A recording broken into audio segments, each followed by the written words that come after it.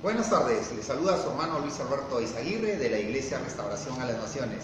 El día de hoy, viernes 29 de septiembre del 2017. Bienvenidos al programa Volviendo a la Senda Antigua. El día de hoy tocaremos un tema denominado Doctrinas Fundamentales. Segunda de Timoteo 2 dice: Tú pues, hijo mío, esfuérzate en la gracia que es en Cristo Jesús.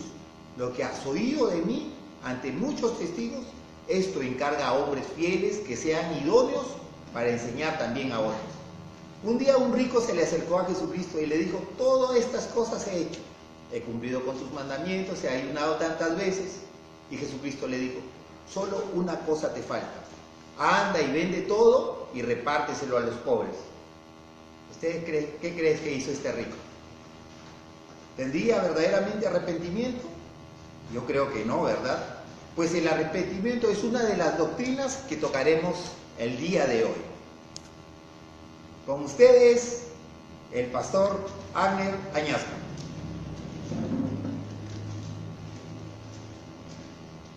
Así es, hermano Luis. Buenas tardes a todos los hermanos que se conectan en esta preciosa hora. Seguimos con el programa Volviendo a la Senda Antigua. Hoy vamos a tocar algo muy importante, muy interesante. Todos estos programas anteriores o temas que hemos tocado han estado dirigidos a la defensa y sobre todo a la protección de la iglesia para no caer en falsas doctrinas, para no caer en apostasía. Ha sido algo que nos ha llevado a entender de que pasamos tiempos peligrosos, tiempos donde no tenemos nosotros que dormirnos. Pero hoy voy a hablarles acerca de la doctrina, acerca de lo que nosotros debemos defender. La Biblia dice en Judas claramente que peleemos, contendamos ardientemente por la doctrina, por la fe que nos ha sido dado. Sí tenemos un llamado de atención de parte del apóstol Judas a que defendamos la doctrina. Pero para defender algo tenemos primero que conocerlo. Y hoy quiero mencionar cerca de 16 doctrinas, 15 a 16 doctrinas fundamentales, primarias, importantes, las cuales son no negociables. Para ello he tomado un texto precioso en el libro de San Juan, capítulo 7, versículo 16. En el libro de San Juan 7, 16. Por favor, abra su Biblia si la tiene ahí. O si no, síganme con la lectura. Dice así la Biblia: Jesús le respondió y dijo: mi doctrina no es mía, sino de aquel que me envió. El que quiera hacer la voluntad de Dios conocerá si la doctrina es de Dios o si yo hablo por mi propia cuenta. En el 18 dice: el que habla por su propia cuenta, su propia gloria busca. Pero el que busca la gloria del que le envió, este es verdadero y no hay injusticia en él.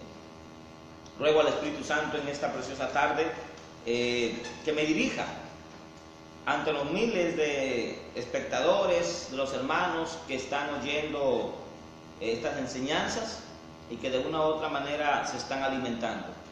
Bien, note usted primero que cuando el Señor Jesús vino acá a la tierra, Él vino con un propósito y vino con una doctrina, con fundamentos que provenían del mismo Padre.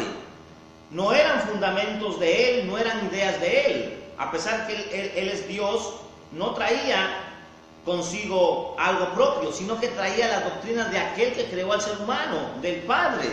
Por eso Él claramente le dice a la gente que estaba en esa fiesta de los tabernáculos, donde se habían reunido maestros de la ley, donde se habían reunido gente conocedora de fundamentos humanos, gente conocedora de tradiciones, gente conocedora de la ley de Moisés.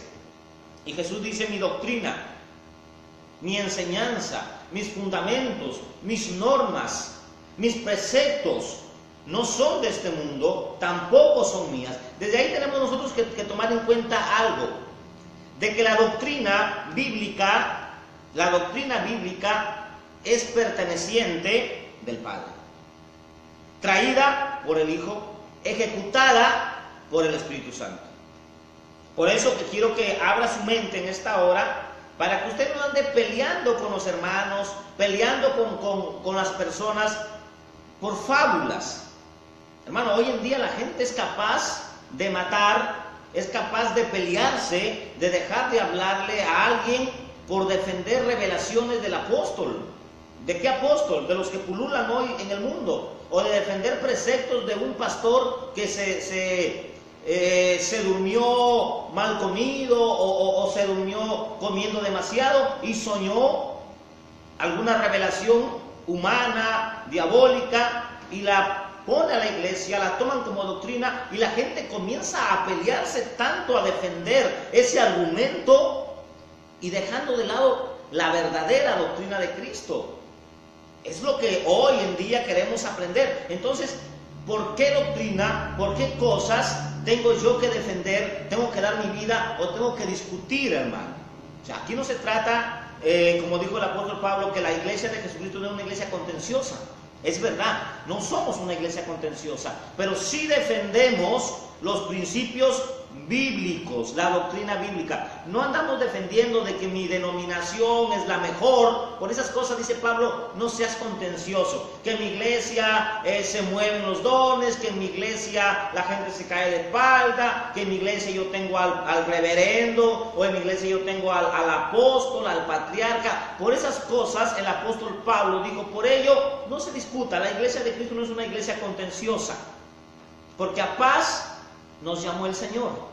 Pero sí debemos defender la sana doctrina, sí debemos defender los principios doctrinales que van a llevar al creyente en dirección a Cristo y en dirección a la salvación que es en el mismo Cristo Jesús.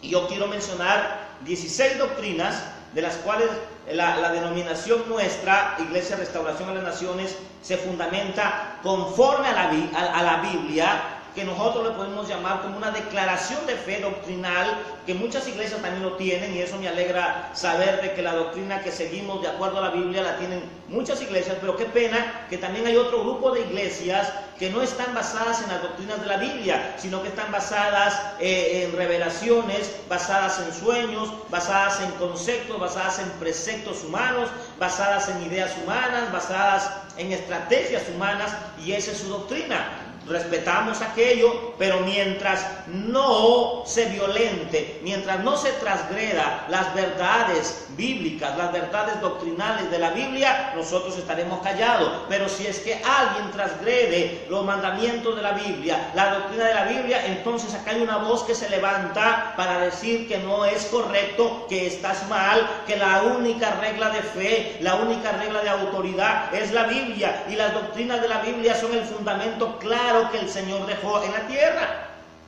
Y esto es lo que nosotros tenemos que conocer. ¿Para qué? Para no ser engañados por cualquier viento de doctrina. Eso lo dijo el apóstol Pablo. Para que nosotros no seamos engañados por vientos doctrinales que van pasando y que a veces nos arrastran. Entonces, ¿dónde tiene que estar nuestro fundamento? Voy a leer la Biblia en Efesios capítulo 2, versículo 20. Mira lo que dice la palabra del Señor. Edificaos, o sea, crezcamos sobre el fundamento de los apóstoles y de los profetas. ¿De cuál apóstoles y de cuál profetas? De los apóstoles bíblicos, de los profetas bíblicos, de los que anunciaron la venida de Jesús y de los que anunciaron la segunda venida de Jesús. Tanto profetas anunciaron la primera venida de Jesús en relación con el pecado, y los apóstoles anunciaron la venida de Jesús sin relación con el pecado. Por eso dice la Biblia en Efesios 2:20, edificaos sobre el fundamento de los apóstoles y de los profetas, siendo la principal piedra de ángulo. Escuche bien esto.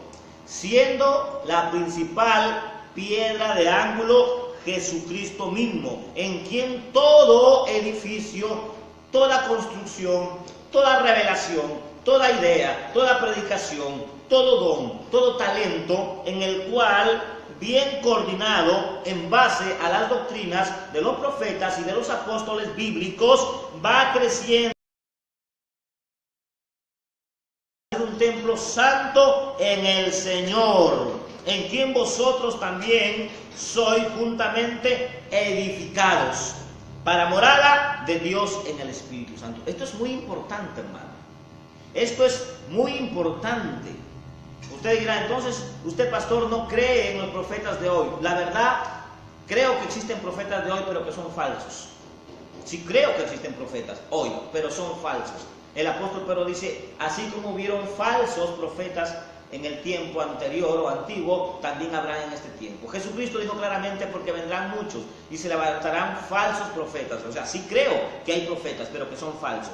La Biblia dice en Hebreos 1, acerca de los profetas, dice lo siguiente: Dios, habiendo hablado muchas veces, Dios el Padre habló muchas veces y de muchas maneras, a través de sueños, a través de revelaciones, a través de ángeles, a través del Urim, del Tumim, a través de los profetas, a través de los sacerdotes, a través de los reyes, a través hasta de una burra le habló a un profeta llamado Balaam. O sea, Dios usaba las muchas maneras, las muchas formas de cómo hacer llegar el mensaje de Dios a la humanidad, pero la humanidad no entendió, la humanidad no comprendió, la humanidad no quiso aceptar. Entonces, dice la Biblia, así como Dios habló muchas veces y de muchas maneras en otro tiempo a los padres por los profetas, hace una puntuación clara.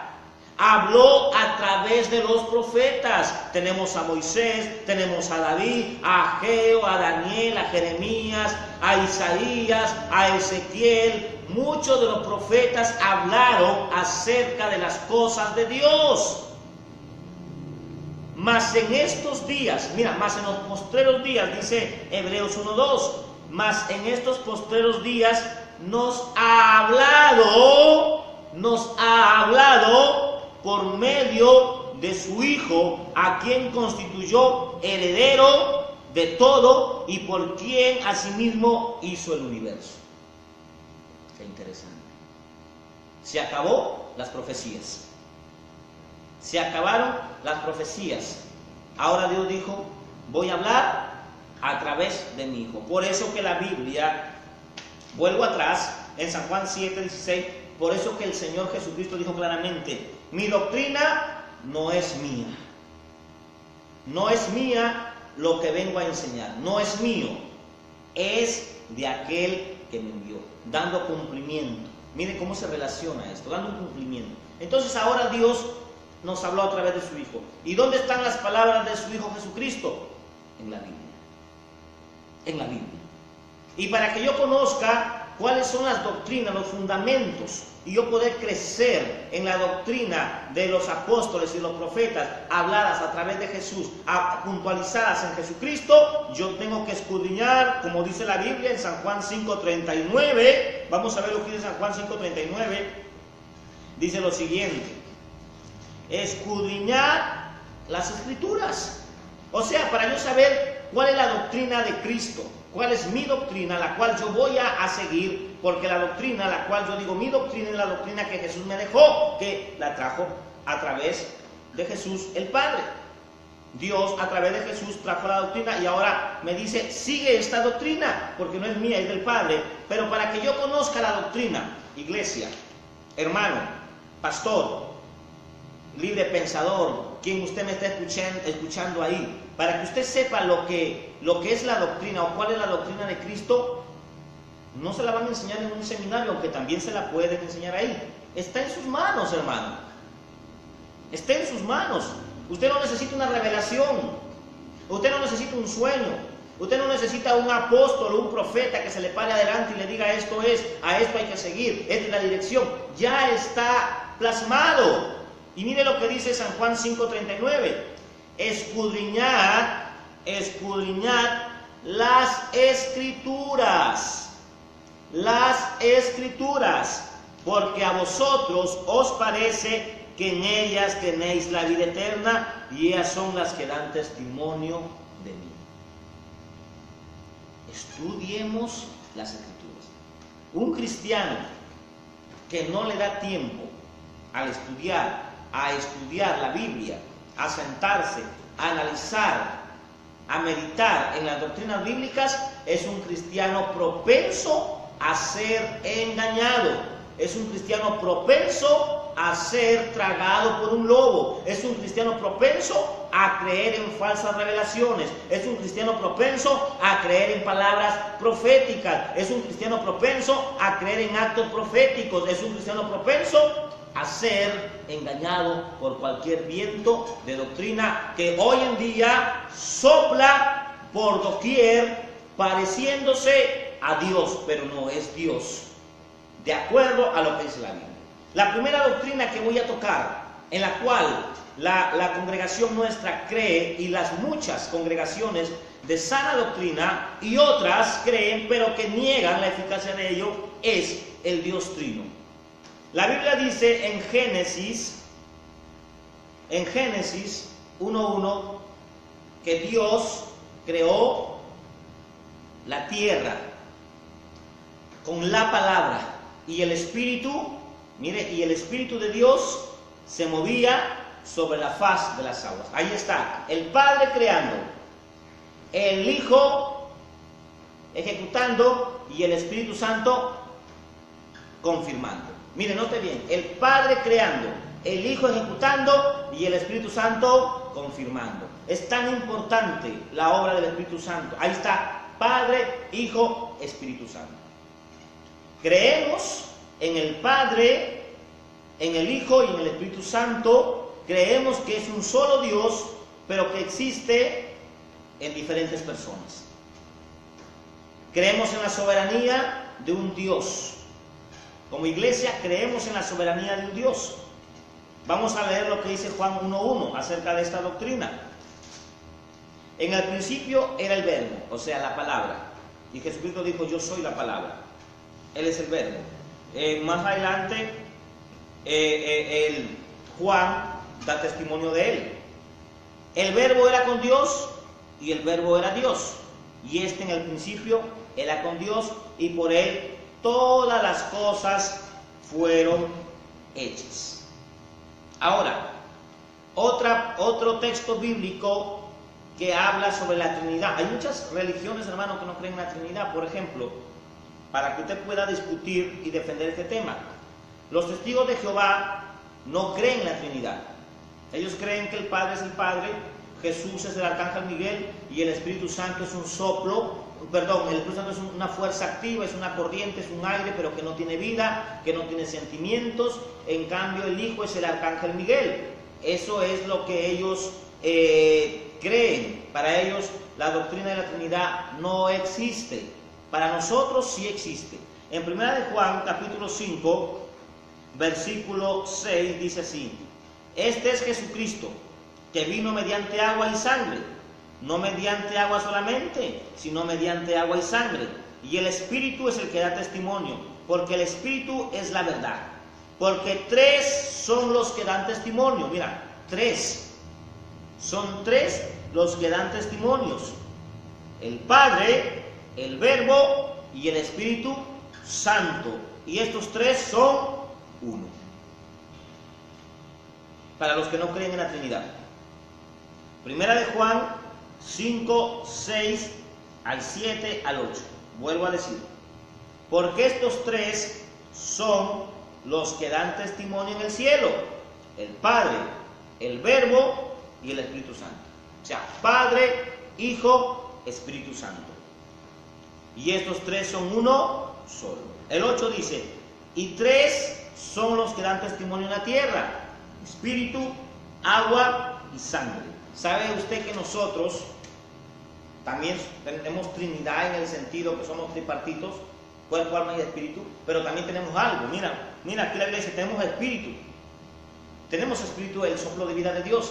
Dicen los científicos que tenemos mucha agua. Casi 3 partes de nuestro cuerpo está compuesto de agua. Y también de sangre.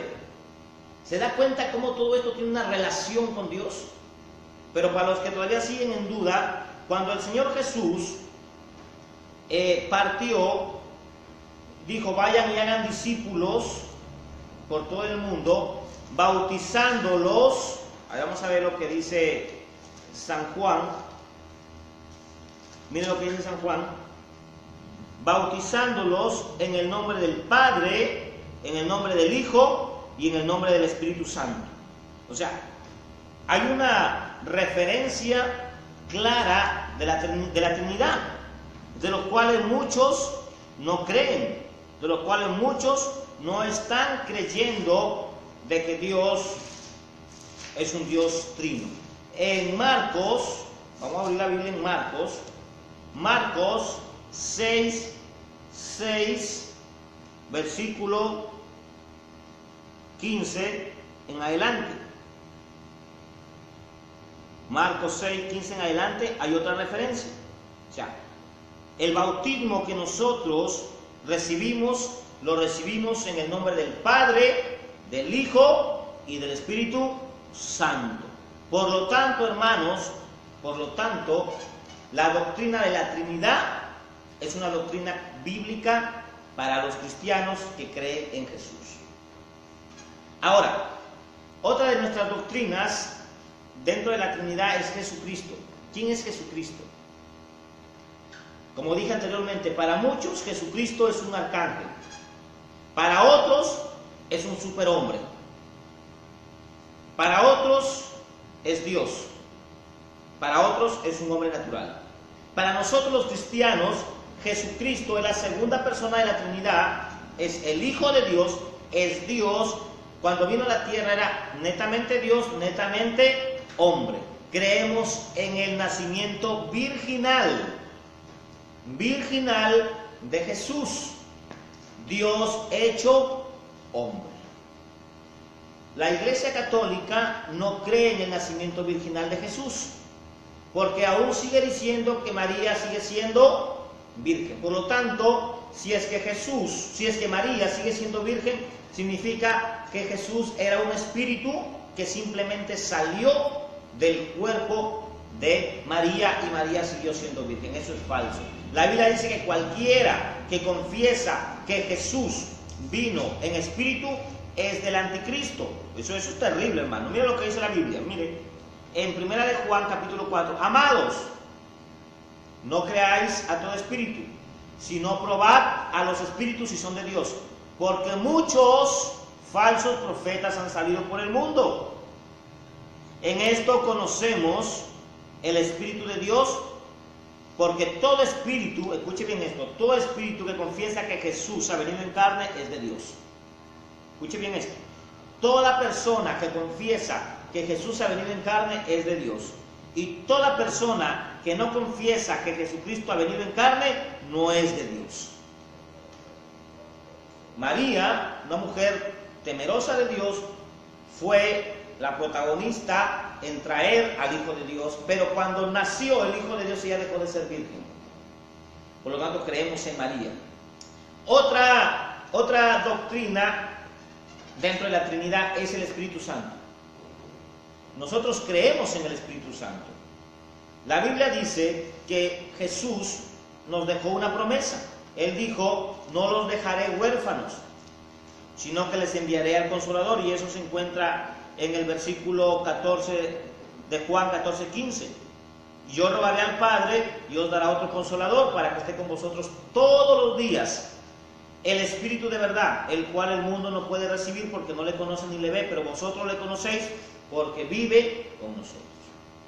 El Espíritu Santo es una persona que tiene sentimientos, que se duele.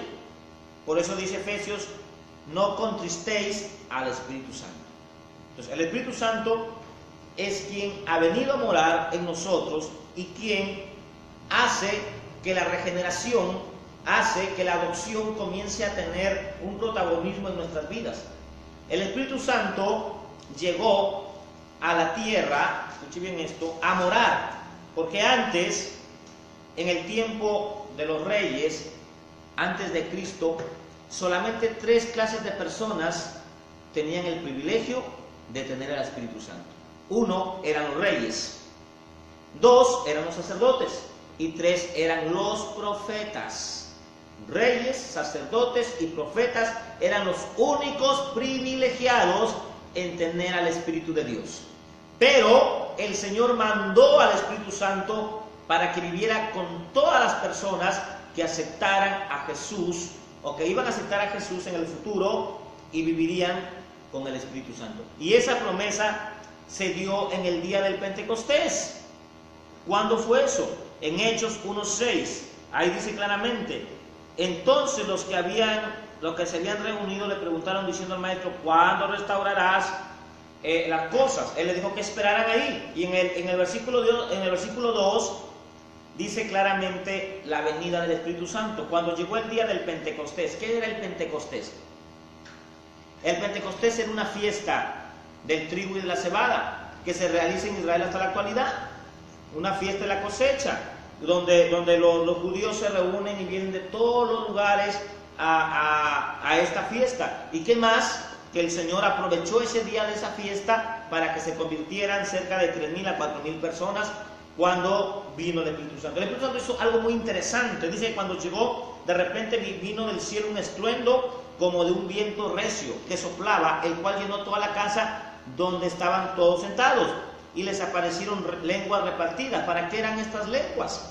Para que puedan hablar el Evangelio a toda la gente que estaba en la fiesta. Y dice la Biblia que ahí moraban o habían asistido en esa fiesta judíos varones piadosos, habían de partos, de medos, elamitas, de otras nacionalidades, de Mesopotamia, de Judea, de Capadocia, del Ponto, de Asia, de Frigia, de Panfilia, de Egipto, de regiones del África, de Roma. Hermano, habían todo tipo. Era como los días de la Torre de Babel. Se habían reunido todas las lenguas, todo tipo de personas con lenguajes o con idiomas, pues de sus nacionalidades o de sus tierras natales.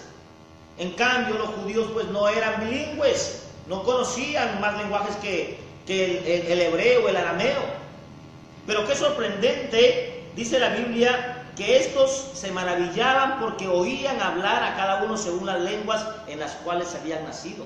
Miren cómo el Espíritu Santo o Dios usó la fiesta, el evento, para que la gente pudiera saber que se cumplía lo que decía Joel, que derramaría su Espíritu Santo sobre todas las personas. Y se convirtió mucha gente con el discurso de Pedro. La gente estaba atónita. El Espíritu Santo llegó en ese entonces. Pero hoy en día la gente quiere que el Pentecostal se haga todos los días. Y ahí es donde el diablo los engaña. Ya el Pentecostés se dio, o ya la venida del Espíritu Santo se dio en la fiesta del Pentecostés. Ya no se va a dar otra vez, hermano pastor, que me estás escuchando. Ya no se va a dar otra vez porque ya se dio. Es como cuando Jesús nació de la Virgen. Ya nació, ya no va a volver a nacer otra vez.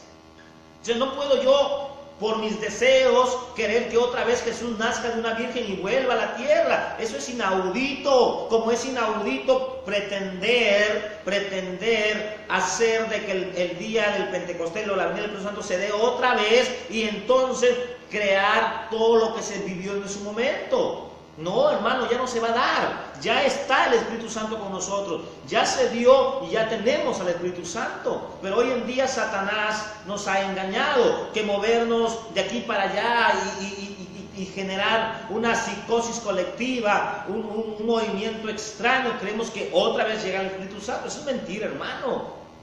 Eso es mentira. Fantasiosos. Eso no es agradable delante de Dios. No pretenda hacer cosas que Dios no le manda hacer. Entonces creemos en el Espíritu Santo. El Espíritu Santo tiene grandes funciones aquí en la tierra. Para el inconverso, por ejemplo, dice la Biblia que en la vida del inconverso el Espíritu Santo hace lo siguiente. Miren lo que dice la Biblia, lo que hace el Espíritu Santo en la vida del inconverso. Eso se encuentra en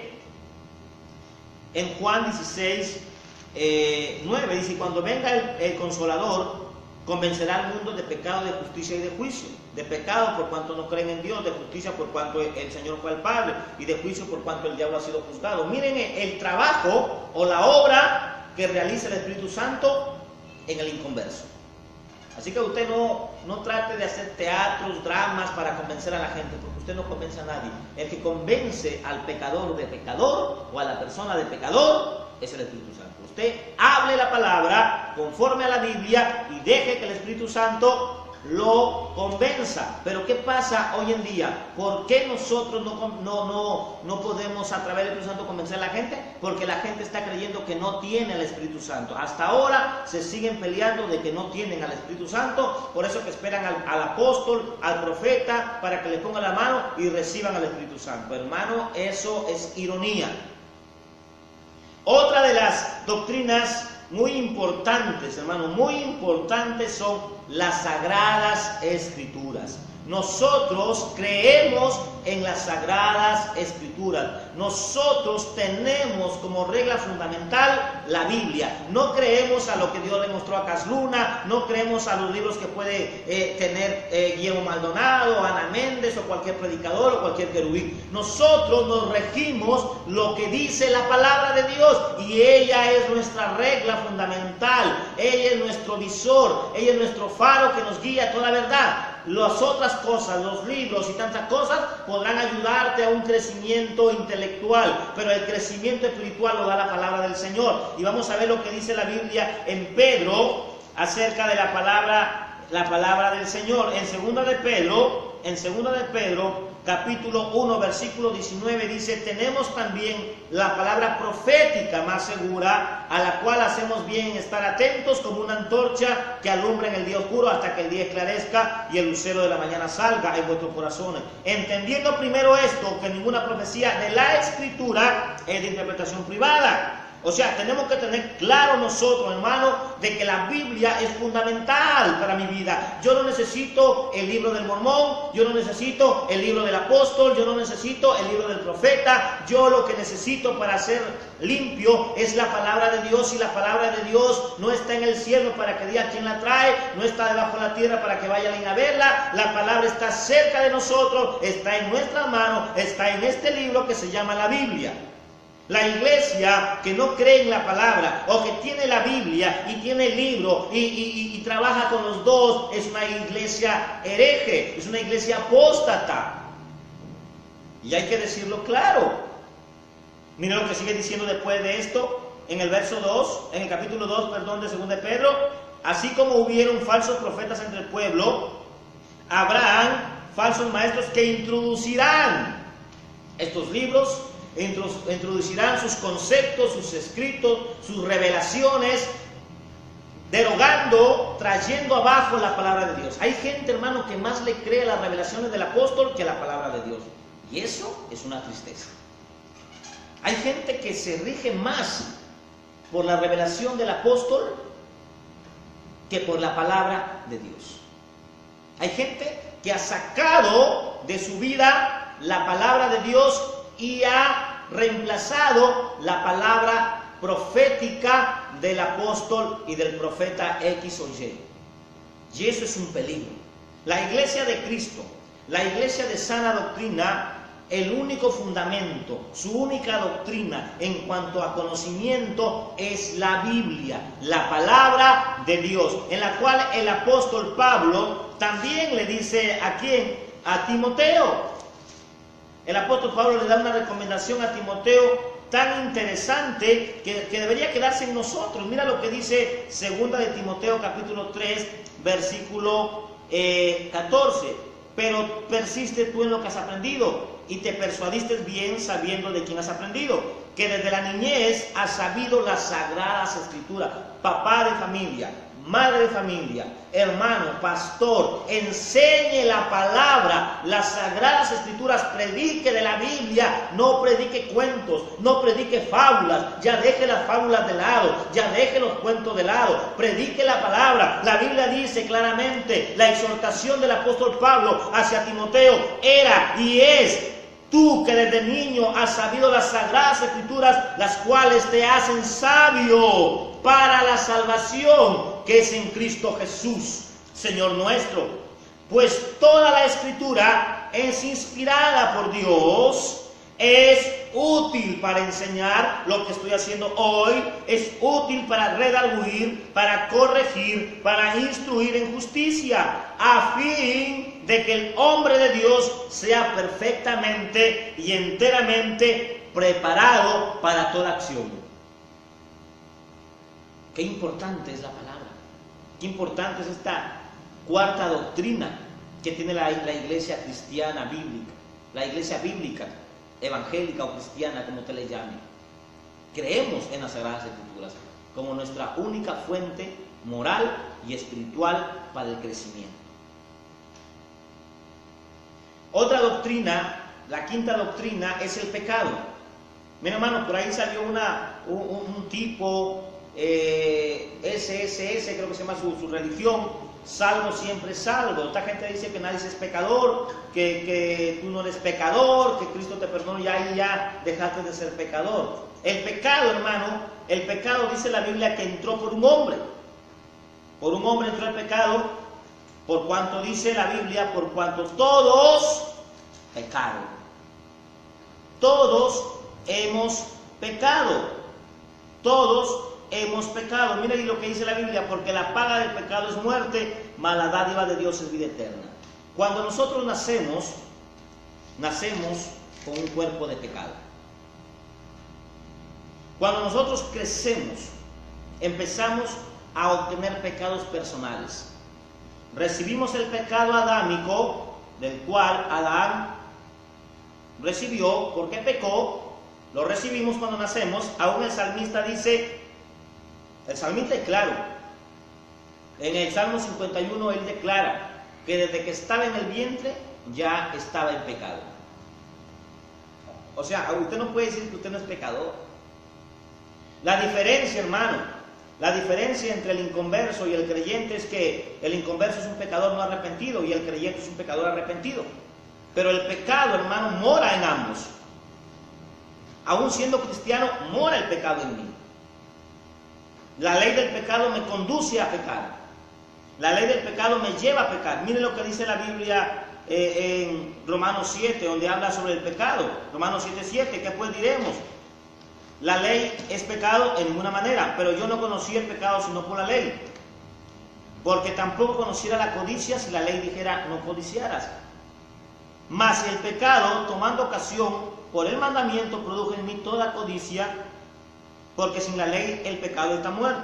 Y si nosotros seguimos leyendo, hermano, todo, voy a ir corriendo al versículo de Romanos 7, versículo desde el 16 o desde el 15. Porque lo que hago no lo entiendo, pues no lo hago, pues no hago lo que quiero, sino lo que aborrezco, eso hago. ¿Quién dijo? Pablo, hablando sobre el pecado. Y si lo que no quiero, eso hago, y apruebo que la ley es buena. De manera que ya no soy yo quien hace aquello, sino el pecado que mora en mí. Y yo sé que en mí, esto es en mi carne, no mora el bien. Porque el querer el bien está en mí, pero el no hacerlo también está en mí. Porque no hago el bien que quiero, sino el mal que no quiero, esto hago. Y si hago lo que no quiero, ya no lo hago yo, sino el pecado que mora en mí. Así que queriendo yo hacer el bien, hallo esta ley, que el mal está en mí. Hay una ley, hermano, que es poderosa, que es fuerte, que es la ley del pecado. Pero hay una ley mayor a la ley del pecado. Y mire, escuche lo que sigue diciendo Pablo. No se quede ahí, hay muchos cristianos que dicen, bueno, Pablo dice, miserable de mí, ¿quién me librará? Soy pecador, y eso les da justificación a andar pecando. No. Hay una ley que nos conduce al pecado. Hay una fuerza que nos conduce a pecar. Pero mire lo que sigue diciendo el texto. Pero según el hombre interior, me deleito en la ley de Dios. Pero veo otra ley. Mire, hay una ley llamada la ley del pecado, pero hay otra ley. Pero veo otra ley en mis miembros que se revela contra la ley de mi mente y me lleva cautivo a la ley del pecado. O sea, una lucha de poderes. Esto es interesante, hermano, sobre el pecado. Una lucha de poderes que está en mis miembros. Miserable de mí, ¿quién me librará de este cuerpo de pecados? Mas gracias doy a Dios por Jesucristo, nuestro Señor. Así que yo mismo, con mi mente sirvo a la ley de Dios, mas con la carne a la ley del pecado. La ley de Dios es mayor, es poderosa para destruir, para socavar, para sujetar, para contener la ley del pecado.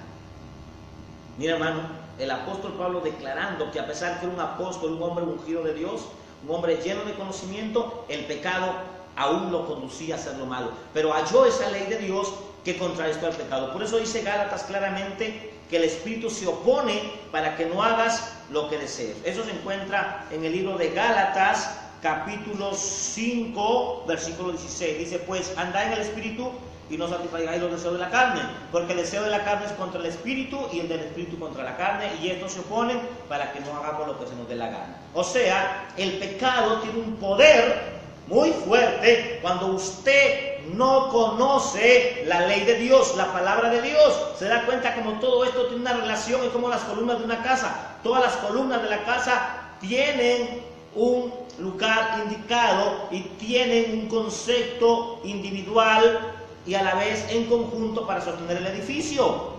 Alguien no pone una columna por ponerla, la pone porque sabe qué es lo que va a hacer allí o cuál es su función. Entonces la ley del pecado está en nosotros, pero gracias a Dios, cuando usted peque, hermano, cuando usted haga mal, siendo cristiano, usted le falla al Señor. La Biblia dice en primera de Juan 2, hijitos míos, estas cosas os escribo para que no pequéis, y si alguno hubiera pecado, abogado tenemos para con el Padre, a Jesucristo. Mira qué interesante.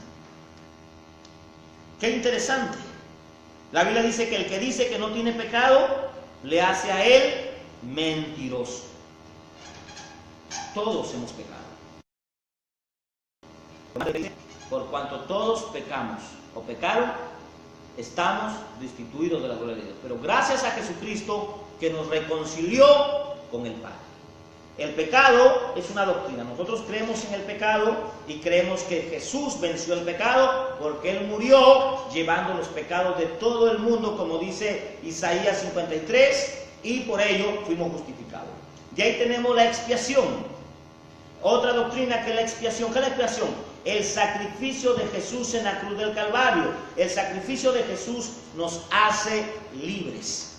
Hermano, usted no necesita pagar.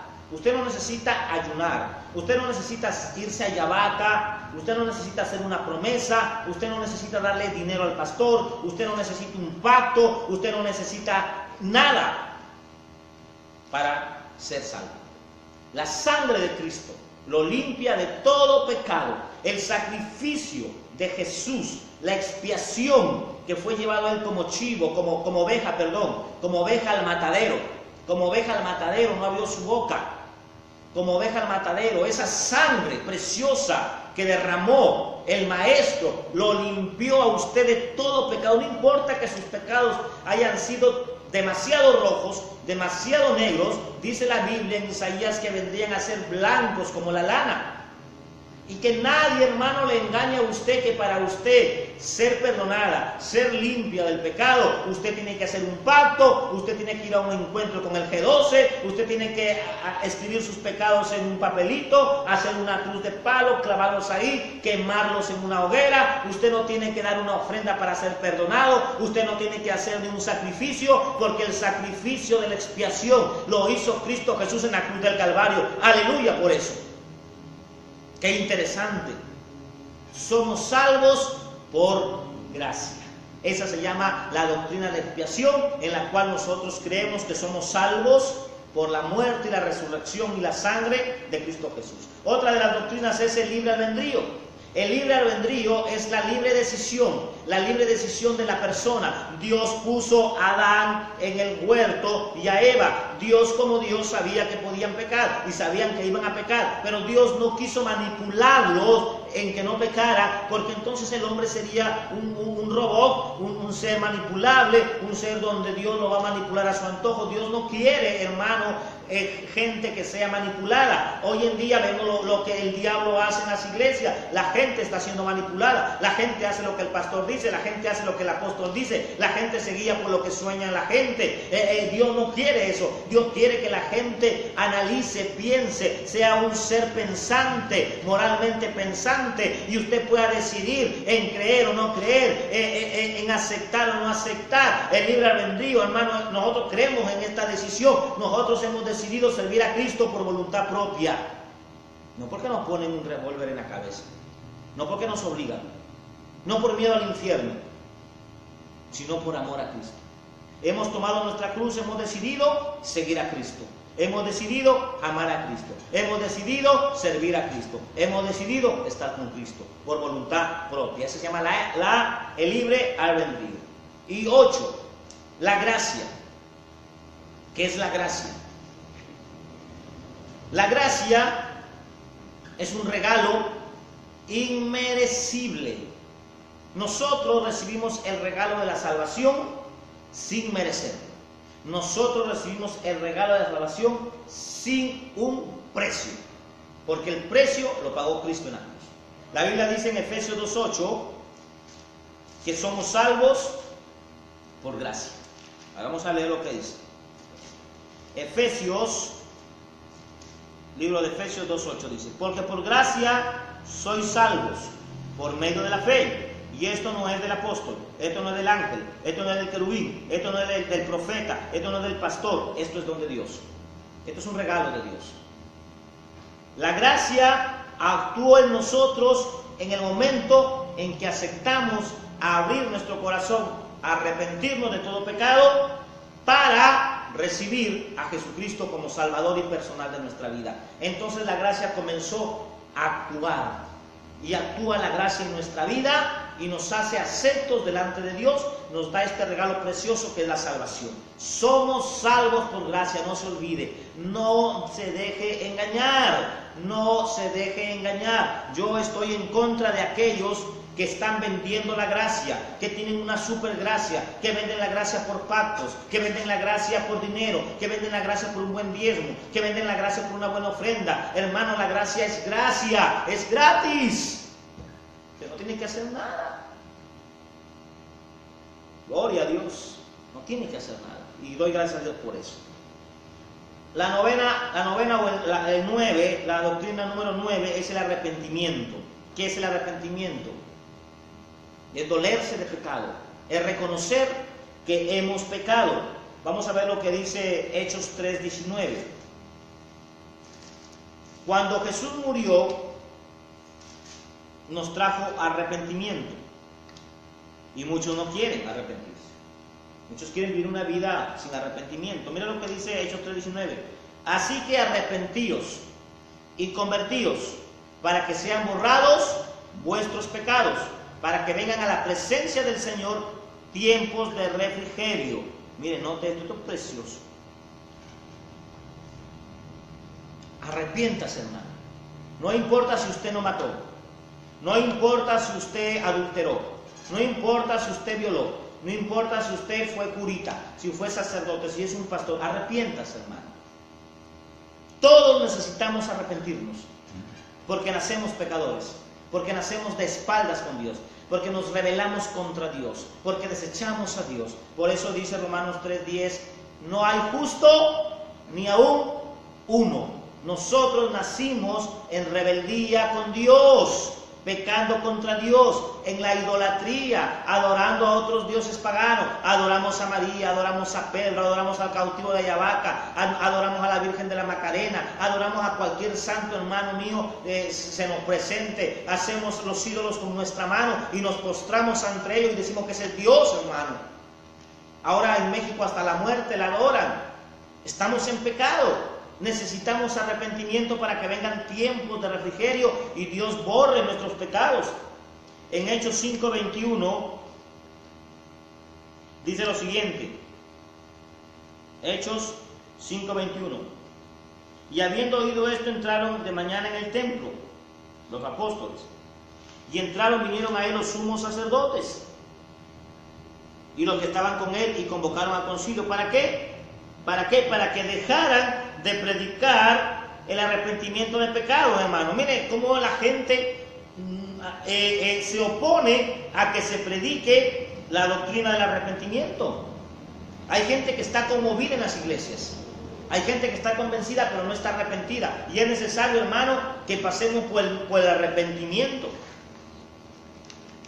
Y me voy a quedar con la doctrina, la última doctrina, que es la justificación. Creo que voy a hacer dos partes. Esta sería la primera parte del tema, doctrinas fundamentales, porque ya el tiempo nos ganó, ya nos quedan unos cuantos minutos, y termino con la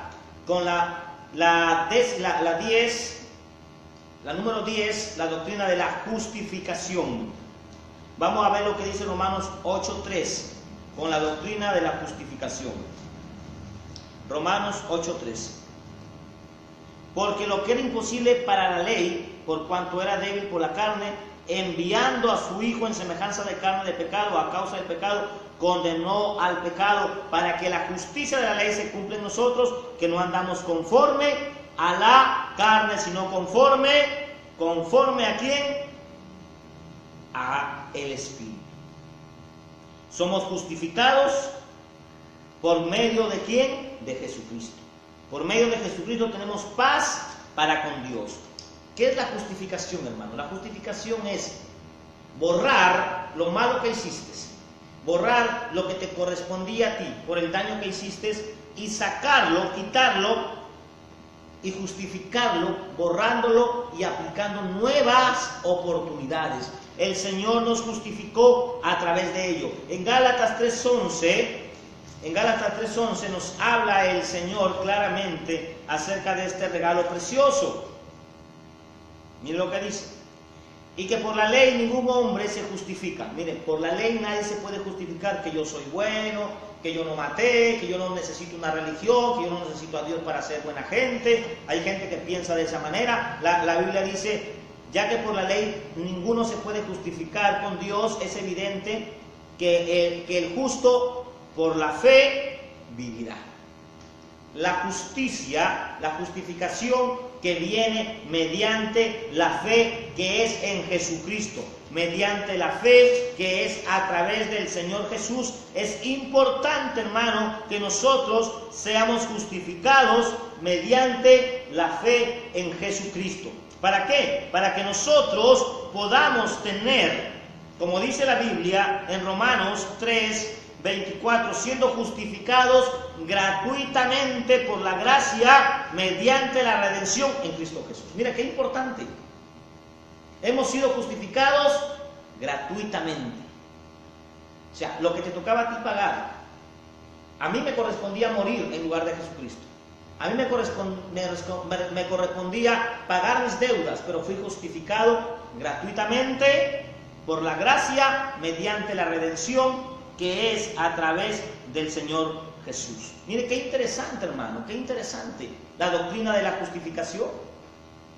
El único que me va a condenar es el diablo. Si alguien le dice, mira, hermano, era un pecador y ahora se cree santo, pues dígale, yo soy justificado por Cristo. Si un hermano le está recordando sus pecados pasados, es porque ni él ha sido justificado, ni él se ha arrepentido. Es una persona que está en la iglesia cuando no está arrepentido, porque si todavía le echa en cara lo que usted hizo hace 20 años, hace 5 años, hace 3 años, y todavía le echa en cara y le dice que usted no merece nada, porque usted pecó hace 3 años, o pecó antes de ayer, o hace una semana, y le dice que usted es un pecador, usted dígale, Cristo me perdonó y me justificó. El diablo le gusta a la gente juzgarla. El diablo es el único que saca el pasado para quererte avergonzar, para ponerte en la cabeza de que no has recibido justificación. Mi hermano, dice la Biblia, no lo digo yo, dice la Biblia en Colosenses, el acta de los decretos que estaban contra nosotros, eso lo dice Colosenses 2:14, anulando el acta de los decretos que habían contra nosotros, que nos eran contrarias, quitándole en medio y clavándole en la cruz. Amado, si tú eras lo que eras antes, pero te arrepentiste, pediste perdón, Dios te perdonó y tú eres una mujer justificada, un hombre justificado en Jesucristo. Cierra tus oídos cuando el diablo te venga a querer sacar el pasado. Cierra tus oídos cuando el hermanito o el pastor te quiera condenar por lo que pasó hace un mes, hace 2 meses, hace 3 años, hace 2 años. Hermano mío, Entienda, es el diablo que quiere quitarte, destruir en tu vida la doctrina de la justificación. Usted fue perdonado, justificado gratuitamente mediante la redención que fue en Cristo Jesús. Amén. Amén. Amado mío, amado hermano, este ha sido el tema, la primera parte del tema fundamentos doctrinales o doctrinas fundamentales de la Biblia. La segunda parte la estaré dando porque todavía nos faltan cerca de 6 doctrinas. La segunda parte la estaré dando el día lunes si Dios lo permite. Conmigo ha sido hasta hoy, hermano. Ahí está el número telefónico, el 073-523902. Si gusta, por favor, escríbanos ahí en nuestras redes, por el Messenger, en la página que tenemos, que nosotros estaremos gustosos respondiendo sus preguntas. Conmigo será hasta el día lunes. Que Dios me lo bendiga. Con ustedes, hermano Luis. Bendiciones.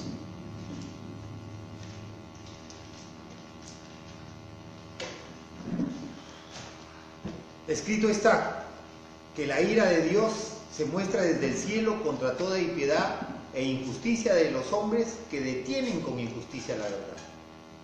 Hombre, quien quiera que sea, ¿estás deteniendo la justicia de Dios?